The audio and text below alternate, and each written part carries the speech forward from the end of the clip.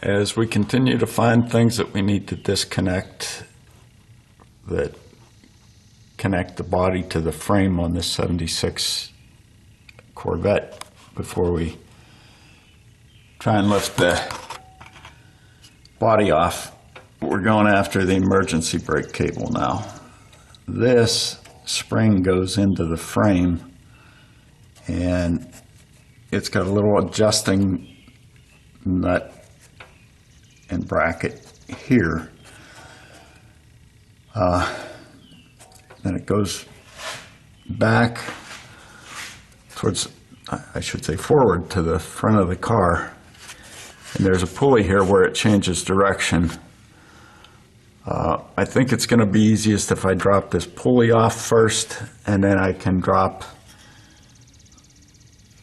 this down so I can work on it better.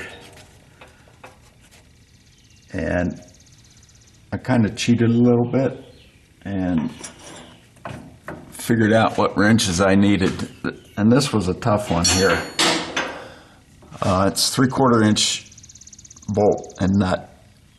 And what I had to do, what I think is going to work, is take this 3/4 inch box end wrench, and you notice it's offset just a little bit. I'm going to put that up behind it, get it on the nut, and that should wedge in there nicely when I start to put some pressure on it to turn it. And then on the other side,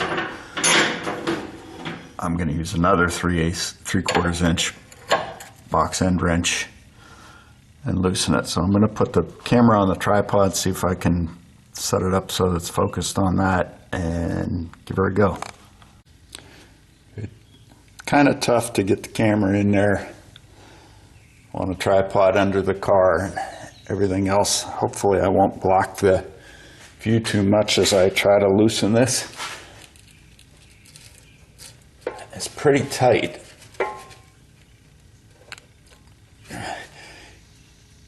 Okay, the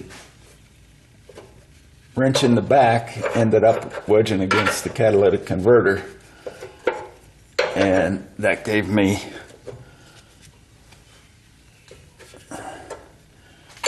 the ability to put two hands on the wrench that I'm turning now,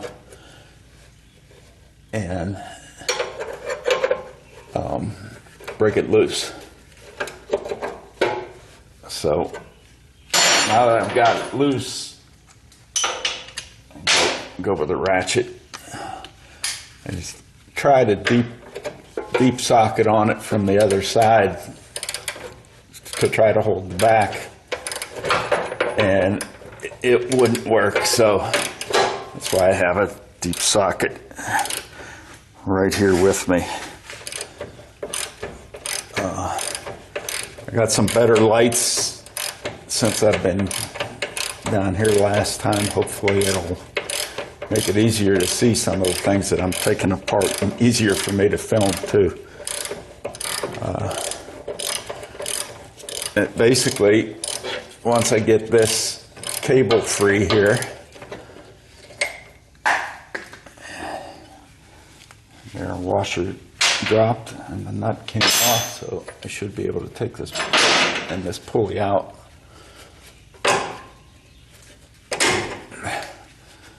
Okay,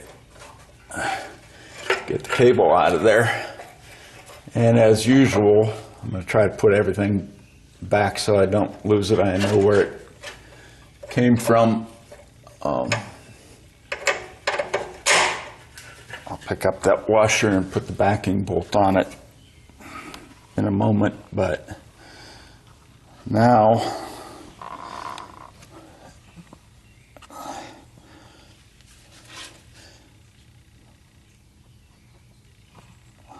try to get focused on the right spot here. That's going to allow me to drop this down a little bit and hopefully get this spring off there. spring was just in the frame with that. And now, hopefully what I'm going to be able to do, since I have that spring off, is I have a cheap ratcheting wrench that I've had for a long time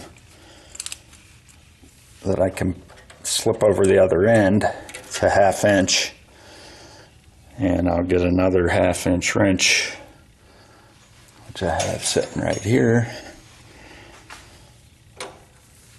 I'll hold this nut, and hopefully I'll be able to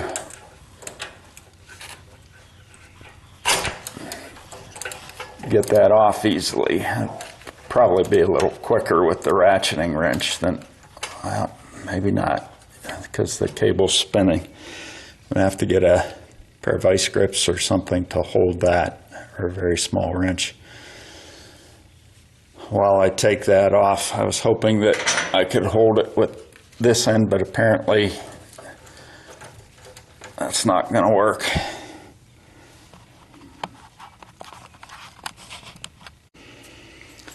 Okay, I got this broken loose. I tried a couple things. Tried a 1/4 inch wrench. It didn't have a whole lot of bite on the shaft here, so it tended to slip off, so that didn't work too well. Another thing I tried, which probably would have worked if this was a cleaner, less rusty piece, is a pick through that hole to hold it, and then tried to work it with the wrench. But ultimately what worked is vice grips on the flat, and then what I had to do, it wasn't coming off at first. I couldn't break it going in the loosen mode, so I tightened and it broke loose, and as soon as it got loose, it started to turn. Now, it does have a lot of rust on that, so I might have to back this off a few times and clear the rust out of the threads. Yeah, helps if you switch the one that's on the nut. So that's what I'm doing right now, is tightening it again to get crud out of the threads.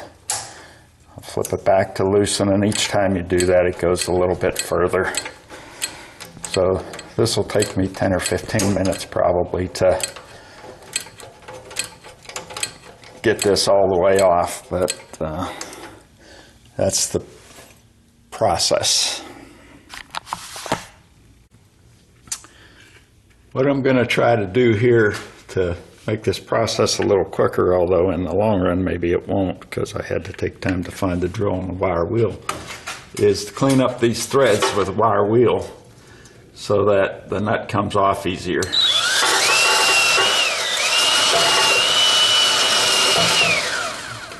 A little bit tough holding everything here.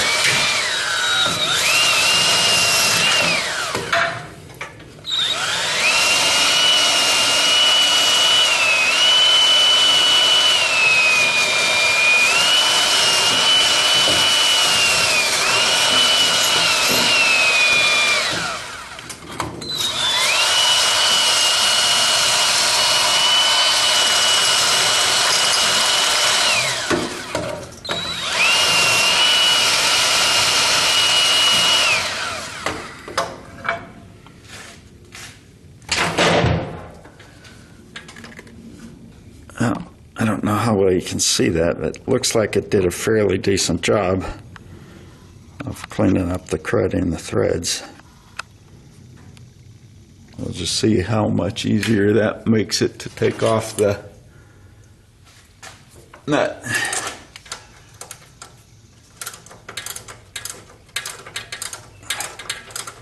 So it was a pretty long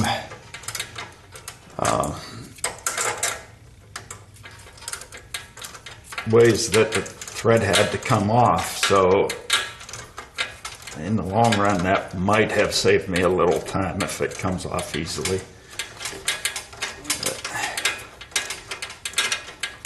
You never know, because you only know the time it would take to do it the way you ended up doing it. So this, if I wanted to now, I could actually just take my power ratchet and run it off. So I'm going to stop videoing for now and finish taking that off and then proceed to the next step. It's worth mentioning while I have this off here is that this is how you adjust the parking brake. Depending on how far that nut is back on this threaded shaft determines how much slack is in the cable, and then you tighten the other nut on it to make it snug, and that's your parking brake adjustment. And what I'm going to attempt to do here, I'm going to take both nuts off of this threaded shaft, because as I was putting the pulley back on the other side, or up in the front, I noticed, or I thought, is it possible that you could slip that cable through there without removing that pulley? I'm trying to find it here in the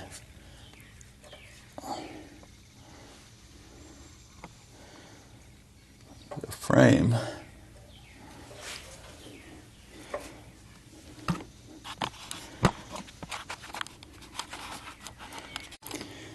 So I figured out why I couldn't find it in there. I had it zoomed in too much. At any rate, so we have this cable that goes to the parking brake in the back. And I was wondering, as I put the pulley back on, that if you took that off in the back first, could you actually run this cable through here without taking off the pulley? So that's what I'm trying right now. And no, you can't. If this bracket had a little bit more cut out of it in the top, you would have been able to just drop that right down in there behind it and take it off. So if you're taking that apart and you want that pulley down off so that it's not attached to the frame and the chassis, and the body rather, to lift the body, you do have to take that pulley off and get that cable out from underneath of it. As usual, I put things back together so I don't lose the nuts and bolts in the little pieces. It's worth noting that this bracket that clips onto the parking brake cable that goes to the brakes in the rear is curved, and the curved ends point to the back. Hopefully the light's not glaring too much and you can see that. So that's all that's necessary to do for the parking brake for now. We're on to the next thing towards the back.